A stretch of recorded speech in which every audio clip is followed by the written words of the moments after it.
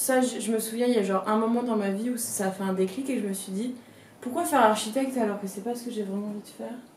Alors que je pourrais faire genre... Bah, dans ma tête, j'avais illustration dans la tête. Enfin, je voulais faire de la BD, quoi. C'était le terme général que j'avais en tête. Et du coup, vers la fin du collège, je me suis dit, bon, bah, je vais tout faire, tout ce que je peux pour entrer aux Beaux-Arts de Toulouse, parce que j'en avais entendu parler.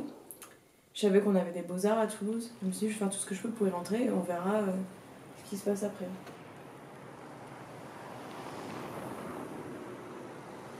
J'ai passé le concours pour la première année des Beaux-Arts de Toulouse en 2016. Mais en gros, t'as une épreuve de dessin, t'as des sujets. Nous, on avait eu un événement qui vous a marqué ou un truc comme ça. Et je me souviens quand j'en avais discuté avec les gens, il y avait tout le monde qui avait parlé de Charlie Hebdo et de Trump.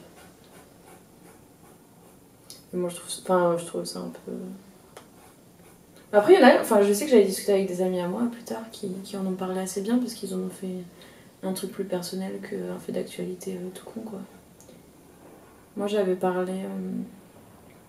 En fait, du coup, c'était la période où il y avait tous les concours et les trucs pour après le bac, le stress, quoi.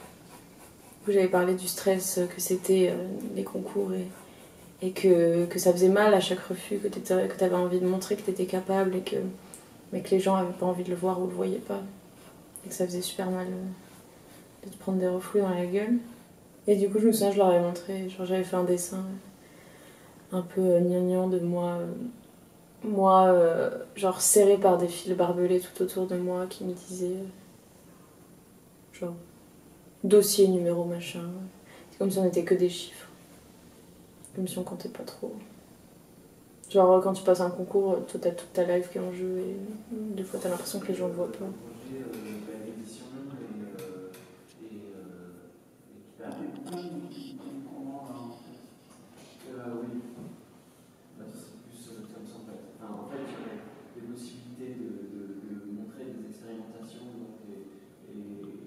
Quand j'ai été prise aux Beaux-Arts, c'est mon père que j'ai appelé en premier parce que c'est celui qui m'a toujours poussée à faire ce que je voulais.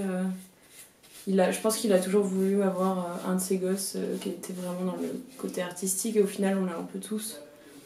Mais je pense qu'il était super content que je sois prise. C'est un peu lui qui me disait que je pouvais le faire parce que si je m'étais écoutée juste moi, en fait, jamais j'aurais tenté les Beaux-Arts parce que je me serais dit non mais enfin t'es pas assez forte, quoi. Mais bon, au final il m'a poussée puis je croyais un peu en moi donc...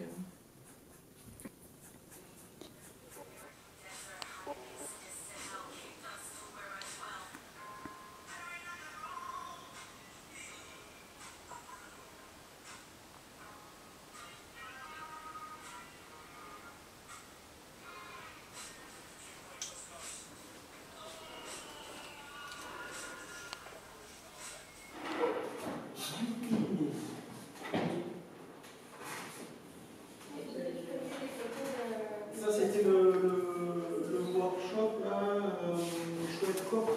Mais il s'appelait comme ça, le workshop? Oui, c'est ça, c'était chouette corps. Ouais, c'est ça, j'ai beaucoup aimé. Donc là, c'est des mobiliers qui ont été faits avec la signalétique, comment l'accrocher au... Ça c'était les tests pour le carnet en lui-même.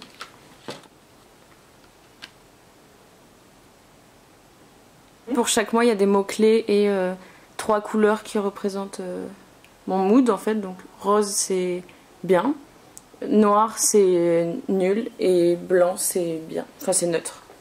Donc voilà, j'ai dessiné à la craie aussi dessus. En fait, j'ai pas vraiment dessiné dessus, j'ai dessiné dessous et ensuite j'ai coulé de la cire dessus.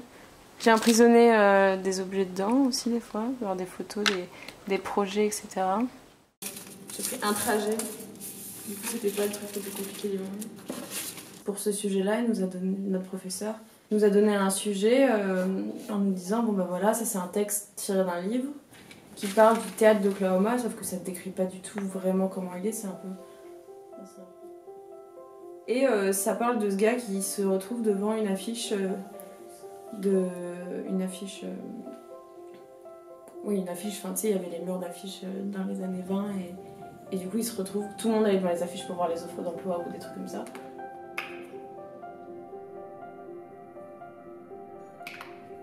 On nous dit qu'elle attire l'œil, mais qu'en même temps c'est pas la plus extraordinaire. Et on nous dit qu'il y a surtout ce très très long texte. Et du coup elle nous a dit bon bah maintenant je vous demande d'imaginer à quoi ressemble cette affiche et à quoi ressemble le théâtre d'Oklahoma dont on parle dans l'affiche. Pour cette thèse je crois.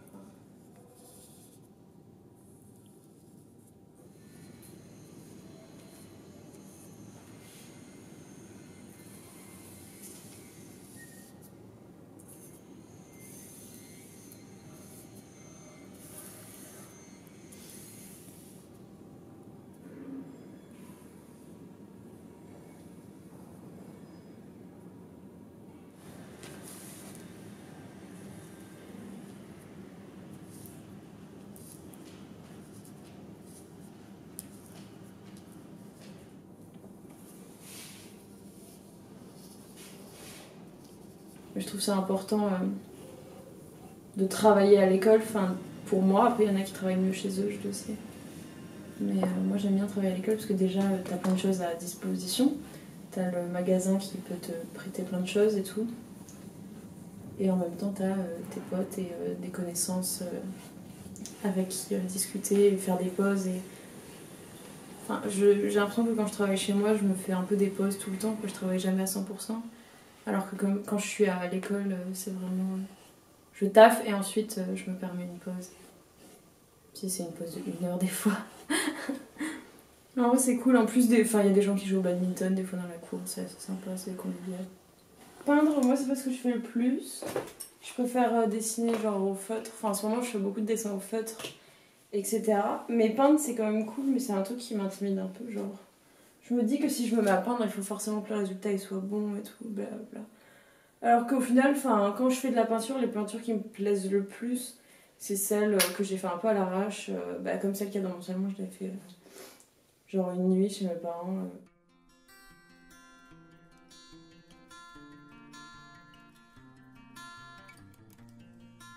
J'aime bien le voir comme ça, c'est un peu comme une deuxième maison, enfin genre, je me sens pas trop à l'école des fois quand j'y suis.